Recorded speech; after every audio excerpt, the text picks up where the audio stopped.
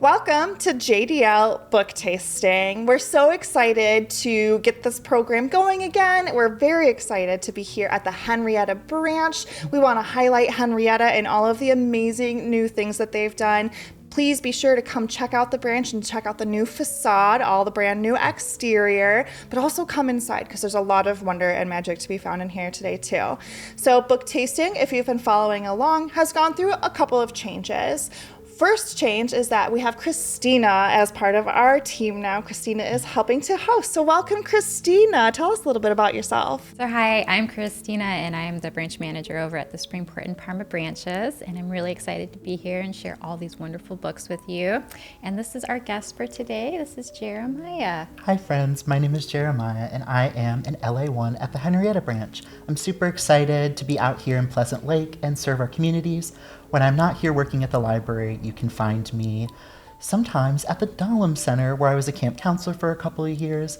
I also do local community theater out in Ann Arbor, and if not, I'm usually at home reading some great fantasy, sci-fi, and graphic novels. We're super excited to talk about our favorite books today, and I'm going to start us off with some of my favorite graphic novel and graphic novel adjacent books that I've been discovering. So right now at Henrietta, we're focusing on graphic novel literacy, and I'm super excited to start this out by talking about my favorite new book, Spooky Lakes. My favorite chapter is the Lake Superior chapter, which talks about the shipwrecks. I also really like the visualization both of this beautiful cover and also from the shipwrecks of Lake Superior. Beautiful. Yeah.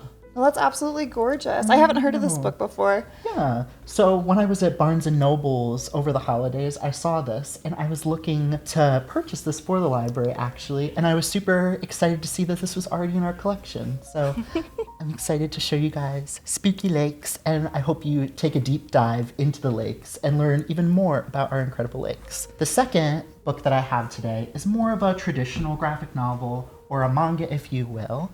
This is my favorite manga series, Full Metal Alchemist. Oh, so good. I really love the characterization of these books.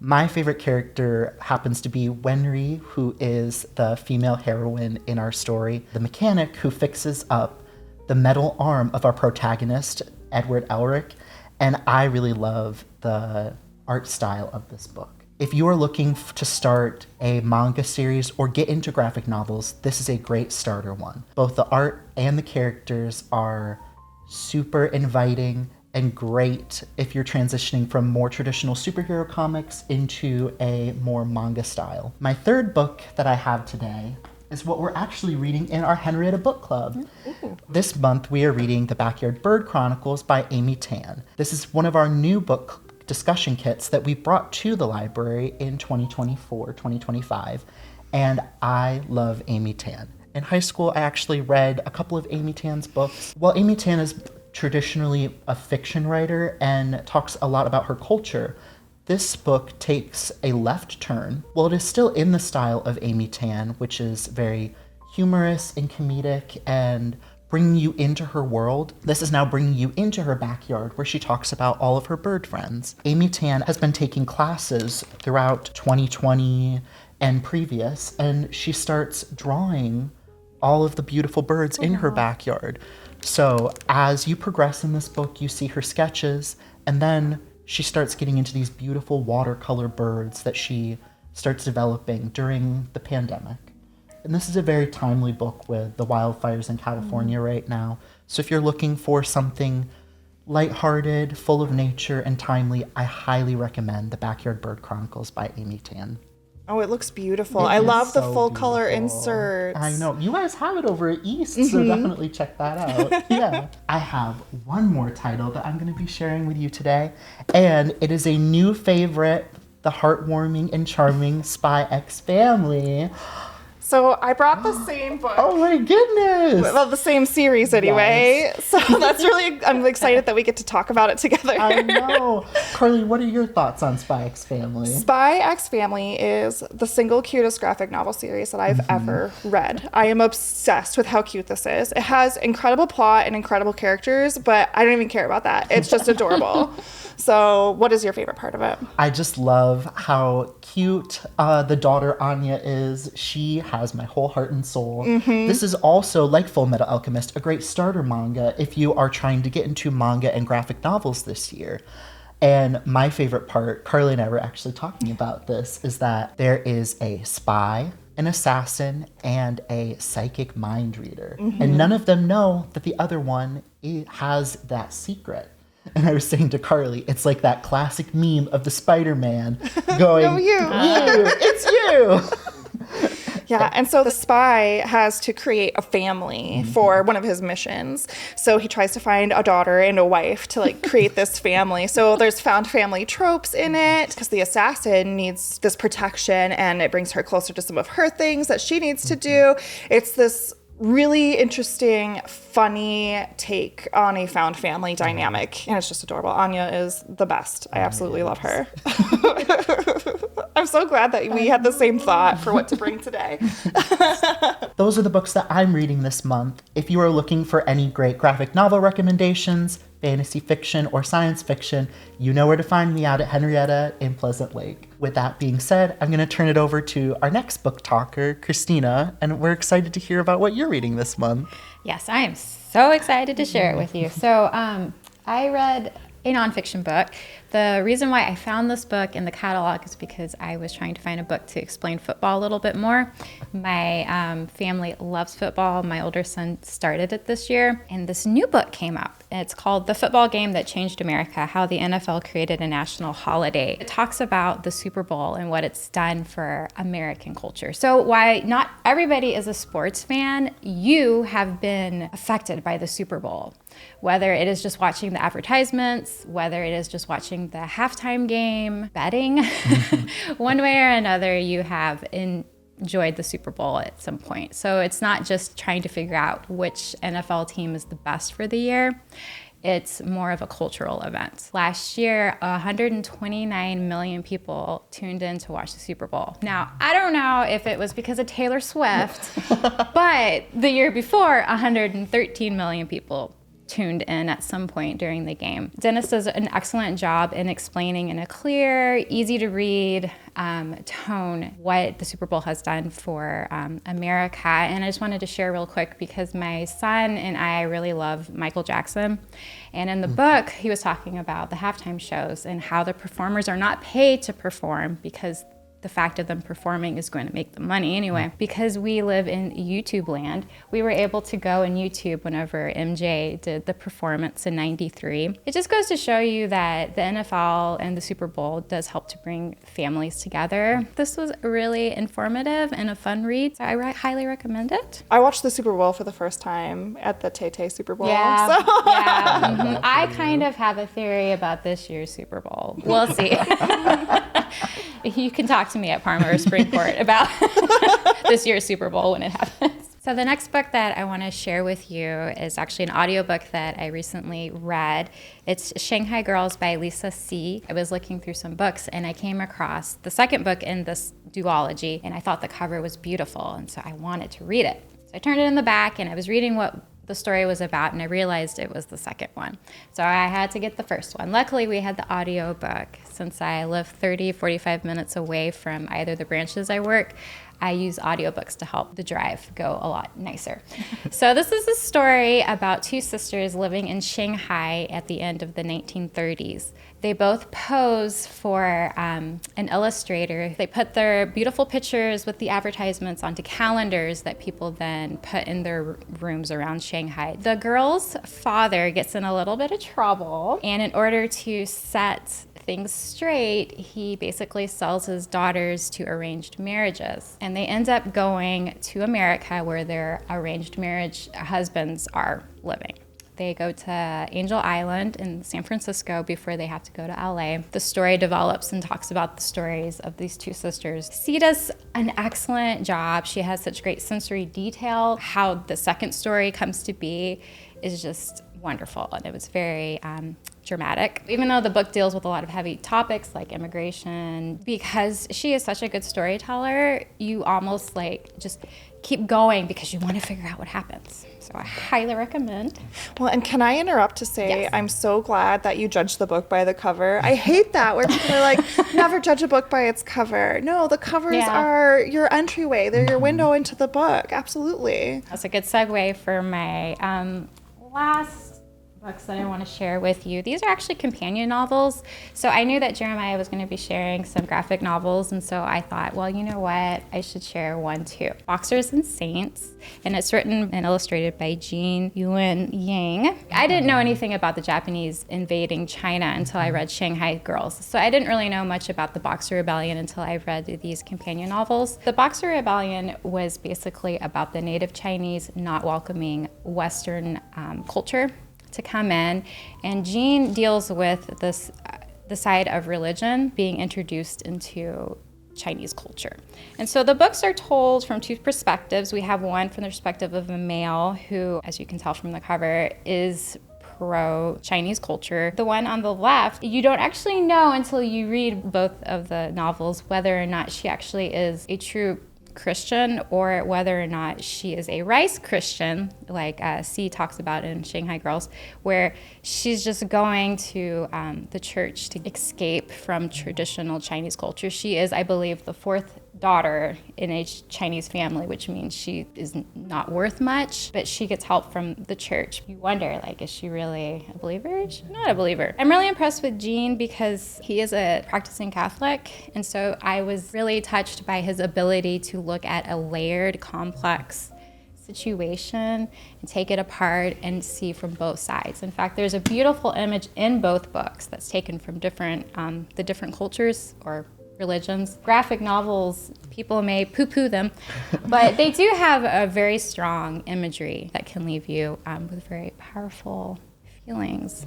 Well, that's amazing that they can discuss such a challenging and diverse and nuanced topic and handle it so well and accessibly. Yes, exactly. I know from my experience reading graphic novels, especially nonfiction graphic novels, sometimes it helps break the ice into those challenging topics like cultural wars and difficult discussions about race.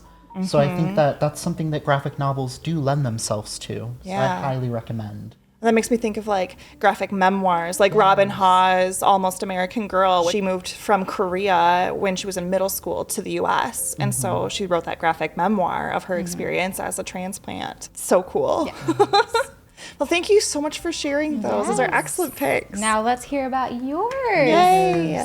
So I brought a couple of different things today. We did already kind of talk about Spy X Family, which is very, very cute, and you should absolutely read it. If you want your younger readers to read it, I would suggest like maybe high school, depending on your specific reader, but this is aimed at adults, which is so funny because it's just so darn cute. I am currently reading Fuzz, When Nature Breaks the Law by Mary Roach. So Mary Roach writes a lot of science humor books, and all of her titles have puns. They're very punny. So like a book about war is called Grunt, and a book about digestion and how that works is called Gulp.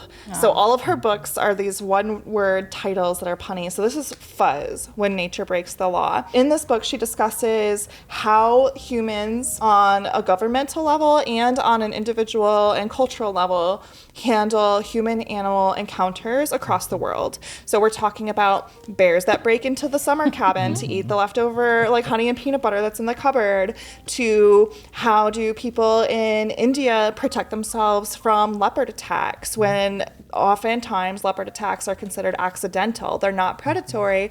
You're working in your tea field and a leopard mama and her cubs is sleeping in the shade of the tea plants, and neither of you knows the other is there until it happens.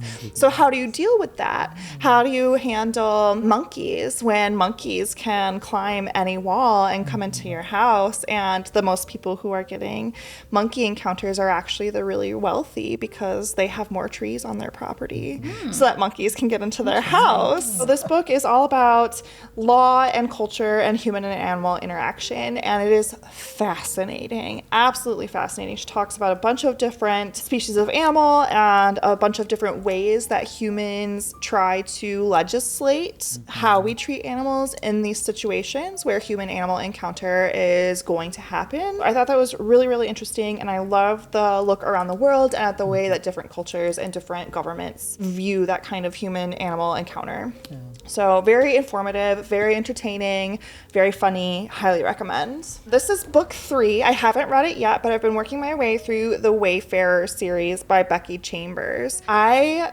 was a person that poo-pooed the cozy genres. I thought they were silly and they weren't for me. Cozy sci-fi, though, it has changed my life.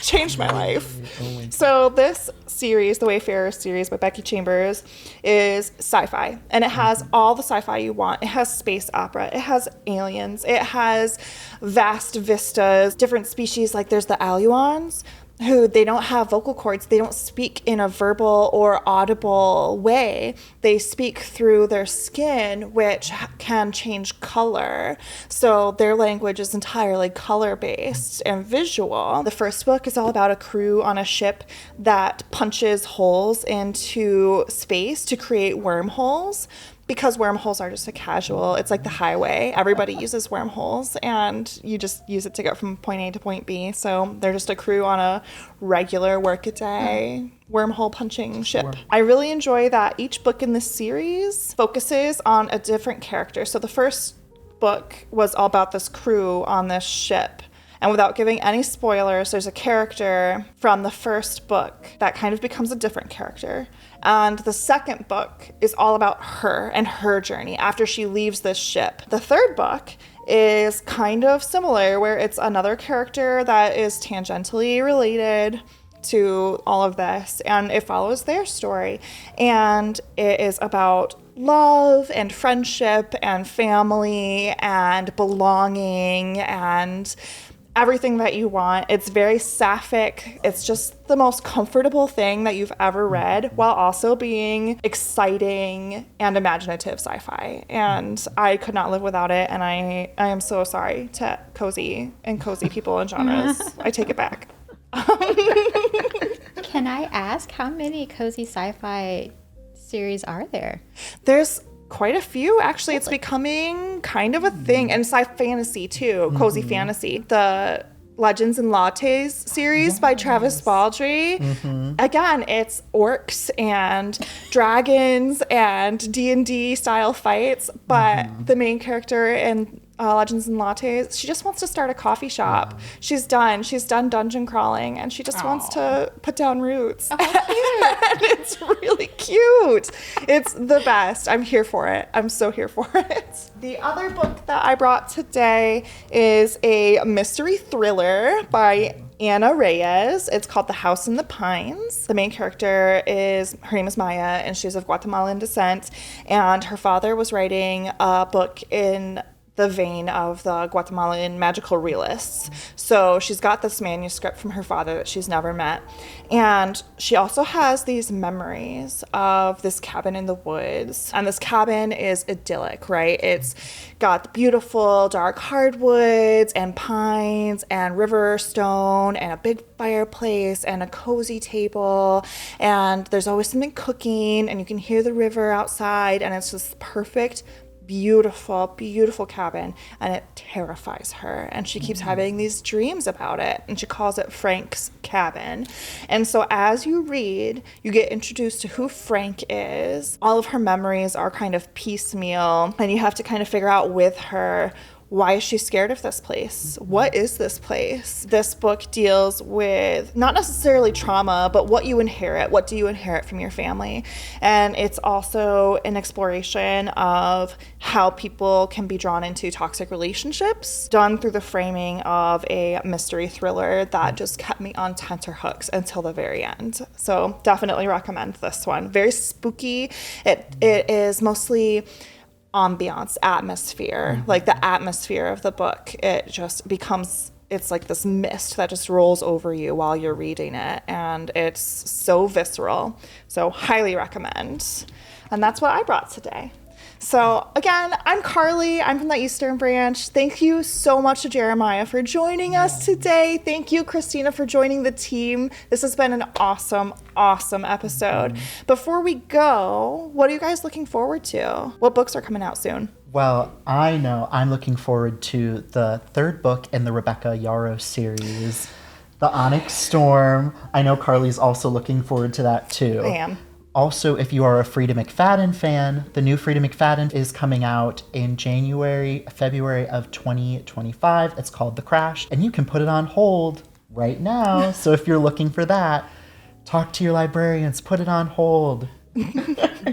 I'm looking forward to reading big books. Yes. I am looking forward to reading Verghese's The Covenant of Water, which is huge. I am trying to slowly but surely get through Jordan B. Peterson's Who Wrestle with God, which is another like 400, 500 page book, and somehow at the same time enjoy very, cozy and I don't want to say flippant, but just, kind of fun books Join as us, well. Join us in the cozy world. Yes. It's very comfortable. And I like sci-fi. I like time travel, and so I don't know, I might have to try. Absolutely. We're going to convert you to the sci-fi side. I was just going to say, if you read this, if you're doing the book harder or whatever thing, this works because it's the first one in a duology. Nice. Although, wait, I don't know if it's supposed to be a YA duology, but anyway. Very teenagers at some point in the book. Yeah. There were teenagers in the book. There are teenagers. I'm going to have to use my phone for this because I can't do these last names. I have that book out, so if you're trying to... So you're the reason it won't come in. There's only one copy in the system. I have it on hold. Jeremiah. They should buy some more. It's fine. I'm going to return it this week. I swear to you. I swear to you I'm going to return it this week. It's complicated. We're not getting into my messy book right now. Okay. My messy book life right now. That's too much for an episode of book too tasting. much. Okay, I had to pull out my phone because I'm struggling to remember the names of these authors. So I'm very excited for two books in particular. One of them that is relatively new and one of them that actually came out yesterday. So we should be getting it really, really soon. So the first book that I'm excited about is called We'll Prescribe You a Cat. The author is Siyu Ishida. It's a Japanese in translation book that also seems really cozy and really comfortable. And it's a Japanese cat book, which it sounds lovely. I want to be prescribed cats. The other book that I'm really excited about that just came out yesterday, it is called Water Moon by Samantha Yambao. The about is kind of vague and ambiguous, but it seems to be kind of a surrealist, magical realist book that explores a pawn shop. So on a back street in Tokyo lies a pawn shop, but not everyone can find it. So it's about the things that you give away, the things that you take, what you keep, how you can release something that's not good for you that could be good for somebody else. So it's really surrealist, really magical realism, and it just sounds beautiful. The descriptions of it and all the ARC readers that have said that it just is beautiful. So those are the two that I'm the most excited for that I've got coming up soon. Awesome. Thank you so much. And a big shout out to Dan behind the camera. You guys don't see him on the episode, but he's the one making everything work. So thank you so much, Dan. And thank you to Henrietta and the Henrietta team for letting us take over their branch for a couple of hours today. Thank you, Jeremiah, for joining us. I'm Carly. This is Christina. This is Jeremiah. Come check us out at the Jackson District Library.